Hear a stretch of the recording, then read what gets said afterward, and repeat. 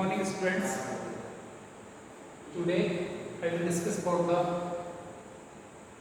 DC and AC current and difference between the AC and DC.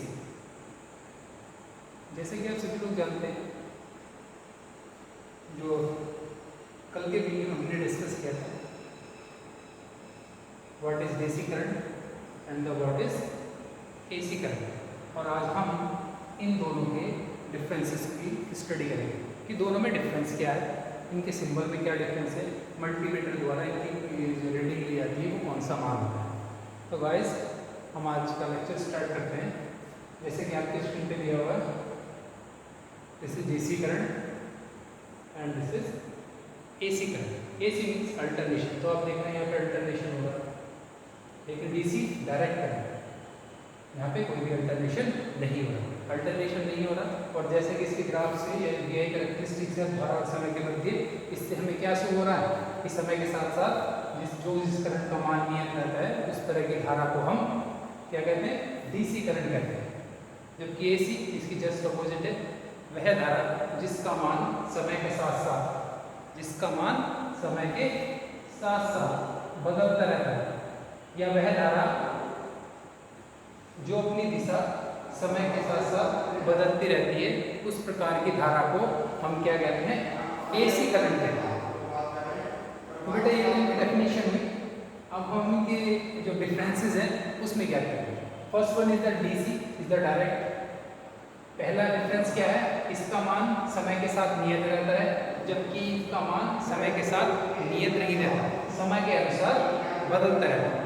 भले ही चाहे कुछ वो ऐसा हो सकता है इस पॉइंट पे सेम हो और इस पॉइंट पे सेम हो, लेकिन समय के साथ चेंज होगा। इस पॉइंट पे जो आपका तात्क्षणिक मान होगा, अगर समय के रेस्पेक्ट में देखें, सपोज करो t इक्वल्स टू क्या है 1 मिलीसेकंड है, और ये क्या है t इक्वल्स टू 2 मिलीसेकंड है। तो आप देख रहे हैं कि ये दोनों वैल्यू अलग अलग होंगी, इसलिए हम कहते हैं कि जो AC होती है उसका मान समय के साथ साथ बदलता रहता है। ये आपका बेसिक डिफरेंस है DC में और AC में। और डिफरेंस क्या है, इसी स्टोरेजेबल है, आप स्टोर करके इसको ट्रांसफर कर सकते हैं। ये ट्रांसमिट की जाती है जहाँ से जनरेशन पावर स्टेशन होते हैं, जो पावर स्टेशन होते हैं जहाँ इलेक्ट्रिसिटी जनरेट की जाती है, वहाँ से ही सभी को ट्रांसफर की जाती है। आप सिर्फ कुछ सेकंड के लिए तो हो सकता है कि स्टोर हो जाए, लेकिन ऐसा नहीं, इसके परमानेंटली आप स्टोर नहीं कर सकते, क्योंकि इसमें क्या होता है, अल्टरनेशन होता है। The second point is the multimeter reading. जो मल्टीमीटर है, मल्टीमीटर रीडिंग, मल्टीमीटर जो हमेशा आपको शो करेगा वो DC का तात्क्षणिक मान होगा,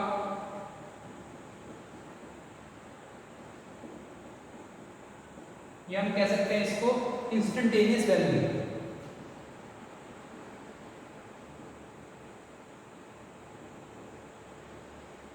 इंस्टेंटेनियस कौन सा होगा, इंस्टेंटेनियस वैल्यू। जबकि AC का कौन से मान होगा, मल्टीमीटर जो हम जनरली मल्टीमीटर से जो AC चेक करते हैं अपने लैब में, वो AC का कौन सा मान होता है, RMS मान, RMS वैल्यू,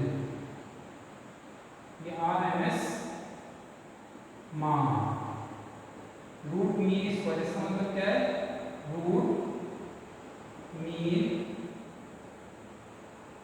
स्क्वायर। तो आपने देखा मल्टीमीटर क्या करेगा, मल्टीमीटर की जो रीडिंग होगी, अगर आप DC मेजर कर रहे हैं तो वो क्या होगा, तात्क्षणिक मान दिखाएगा DC का। और जब आप AC करंट मेजर करते हैं मल्टीमीटर से, वो आप क्या क्या दिखाता है, RMS वैल्यू किसकी, करंट की। The next point is what is the frequency. Frequency क्या होता है गाइस, फ्रीक्वेंसी मतलब होता है ऑक्सीलेशन पर सेकंड। यहाँ पे तो कोई ऑक्सीलेशन नहीं, या ये कह सकते हैं कि कोई भी धारा या कोई करंट या कोई वेवफॉर्म एक सेकंड में कितनी बार अपनी प्रारंभिक स्थिति की पुनरावृत्ति करती है, वो उसकी फ्रीक्वेंसी कहलाती है। सपोज करो हमारे घर में जो AC आती है उसकी वैल्यू कितनी होती है, 50 हर्ट्ज। 50 हर्ट्ज, तो इसका मतलब क्या है, हमारे घरों में या हम होम अप्लायंसेस में जो AC यूज कर रहे हैं, तो 50 हर्ट्ज है उसकी फ्रीक्वेंसी। इसका मतलब यह है कि वो 1 सेकंड में अपनी 50 साइकिल्स को कंप्लीट करती है। तो ये जो और जितने समय में यह धारा अपनी 1 साइकिल कंप्लीट करती है, उस समय को इसका आवर्तकाल कहा जाता है। उसको क्या कहते हैं? आवर्तकाल। और आवर्तकाल को किससे रिप्रेजेंट किया जा सकता है? टी से। तो इसकी फ्रीक्वेंसी क्या होगी बेटा? फ्रीक्वेंसी जो इसकी होगी, थर्ड पॉइंट है इसका, फ्रीक्वेंसी होता है F=1/T। तो फ्रीक्वेंसी किस पे डिपेंड करती है? आवर्तकाल पे। अगर किसी का आवर्तकाल अधिक होगा तो उसकी फ्रीक्वेंसी कम होगी, और यदि आवर्तकाल कम होगा तो उसकी फ्रीक्वेंसी अधिक होगी। तो डीसी में तो ऑक्सीलेशन है ही, तो डीसी की फ्रीक्वेंसी क्या होगी?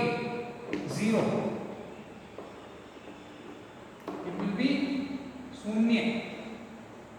डीसी की फ्रीक्वेंसी कितनी होगी? 0। जबकि एसी की फ्रीक्वेंसी कितनी होती है? जनरली हम घरों में जो यूज करते हैं, जो होम अप्लायंसेस में भी, हमारे जो कूलर फैन इसी में जो यूज किया है, वो कितनी होती है? 50 हर्ट्ज टू 60 हर्ट्ज। इंडिया में जनरली 50 हर्ट्ज यूज की जाती है, यूएस और 60 हर्ट्ज की जाती है। ये बात उसके बाद का विषय है फ्रीक्वेंसी पर डिस्कस करना। हम जनरली ये दोनों में डिफरेंसेस देखना है कि एसी और DC. The next point is symbol. इनका संकेत चिन्ह कहाँ है? अगर कभी भी एक सर्किल के मध्य इस तरह से एक साइन वेव दिखाई जाए, तो ये आपका किसका सिंबल है? ये एसी है।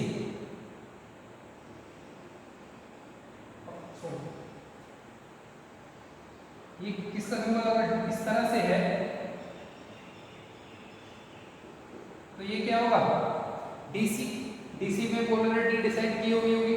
ये जो ऊपर वाली जो बड़ी प्लेट होती है, इसमें ये जो बड़ी वाली है, ये प्लस का रिप्रेजेंट करते हैं, धनात्मक प्लेट होती है, और ये जो छोटी वाली है, ये आपकी ऋणात्मक प्लेट होती है। जबकि एसी का सिंबल क्या होता है? किसी भी सोर्स पे हम इस तरह से इसके बीच में एक ये साइन वेव, ये किसको रिप्रेजेंट करेगा बेटा? एसी को। द नेक्स्ट पॉइंट इज, इसको हम बोलते हैं यूनिडायरेक्शनल।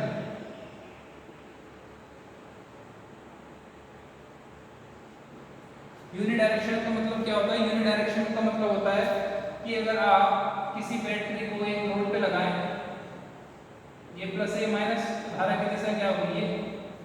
तो जब तक आप इस बैटरी की पोलैरिटी नहीं बदलेंगे, तब तक करंट की दिशा भी नहीं बदलेगी। अगर हम इस बैटरी को अपोजिट कर देंगे, तब करंट की डायरेक्शन बदलेगी। लेकिन एसी में क्या होता है? अगर आप एसी सोर्स के आगे एक रेसिस्टिव लोड लगाते हैं, तो प्लस साइकिल में करंट की डायरेक्शन ये होगी, जब नेगेटिव साइकिल में करंट की डायरेक्शन ये होगी। तो इसीलिए इसको बोलते हैं यूनिडायरेक्शनल, और हम एसी को बोलते हैं बाई डायरेक्शनल।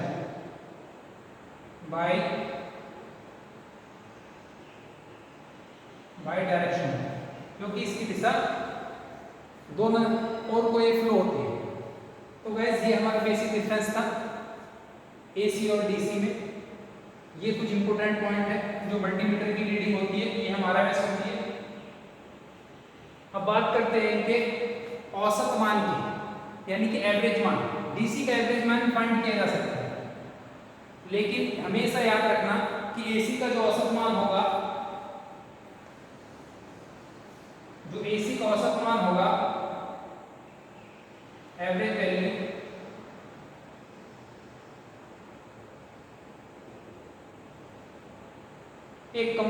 तो एसी का औसत मान या एवरेज वैल्यू एक कंप्लीट साइकिल के लिए 0 होता है। क्या होता है इनका औसत मान? 0, 0। तो जब कभी भी वो एसी के टर्म में आपसे औसत मान ज्ञात करने के लिए कहे, तो ध्यान रखना वो हमेशा एक साइकिल की बात करता है। ये पॉजिटिव साइकिल है, ये कौन सी है? ये नेगेटिव साइकिल है। तो इसके लिए जो औसत मान होगा, वही इसके जो औसत मान पॉजिटिव साइकिल के लिए होगा, वही औसत मान नेगेटिव साइकिल के लिए भी होगा।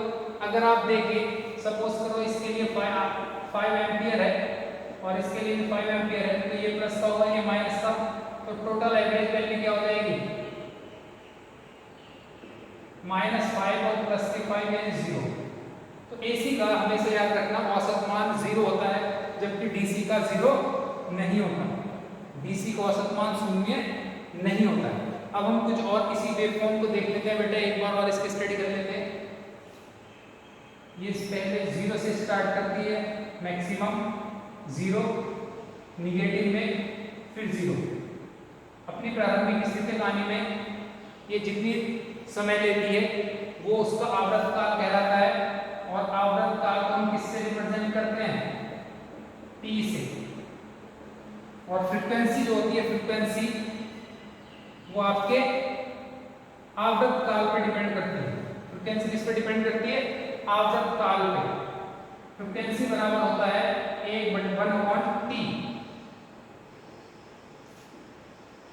अगर हम एंगल के रेस्पेक्ट में बात करें तो एसी अपने एक चक्र में कंप्लीट 360 डिग्री को कंप्लीट करती है, कवर करती है 360 डिग्री।